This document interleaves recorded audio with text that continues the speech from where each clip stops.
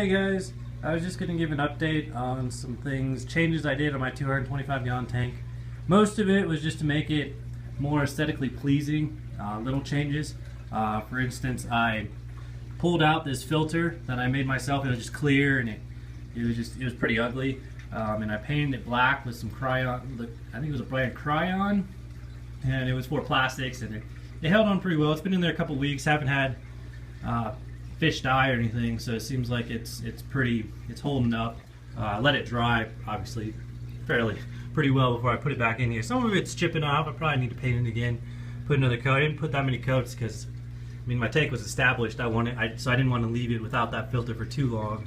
And then I changed this out too. I made a spray bar with a little PVC pipe and put that in there because before I just had one big, just one inlet coming back into the tank, and it made a nice big current that went along the bottom, but it stirred up my Eco Complete down here, and the Boesmani liked it because it gave them a nice big current, but some of the angelfish were getting knocked around a little too much, so this is nicer. I like it. Gives me a little bit more of an even flow. And then just in the background, I put a black background because I've heard a lot of people on YouTube and just seen a lot of tanks too that it does look a little bit nicer. It gives it this idea of depth. It makes it look deeper into the tank, and it's nice. You don't see the walls behind and some of the cords. But I didn't actually paint it either. I just went to Hobby Lobby and got a sheet here that's matte. It's a matte board that you use for like posters and stuff. And I like it because then I can take it off if I don't like it and change colors, or take it off if I need to look at something from the other, if I want to look at something from the back side of the tank. So I think it's nice. And then just another little thing was I had a crinum plant in here, and it actually it rotted away and died on me, and I didn't know why. And I initially thought because I moved this log a little bit and it kind of created a shadow, so I didn't think it was getting quite enough light.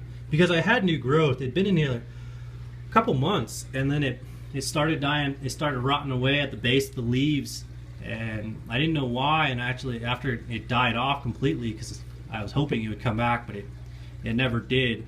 I was reading online that some people were saying that they had that similar problem when they planted some of these crypts.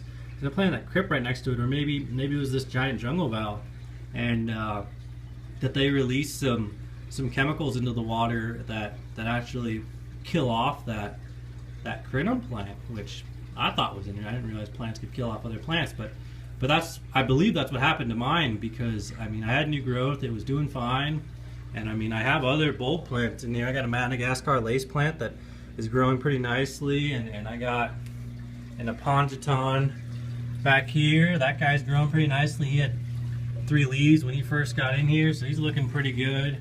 I mean, I got new growth here, and then on my Rotala Indica, and my Ozlet Swords are coming in pretty nicely. So, I mean, I don't think it's an issue with light. I know each plant has its own different lighting capabilities, but it was growing. It had new growth. It was doing fine, and then I planted that stupid crypt next to it. It killed it off, but I guess that's a lesson learned. So maybe I'll go get another one if I see one and plant it a little bit farther away, or I don't know. I think it looks pretty good right now, just with how it's looking right now.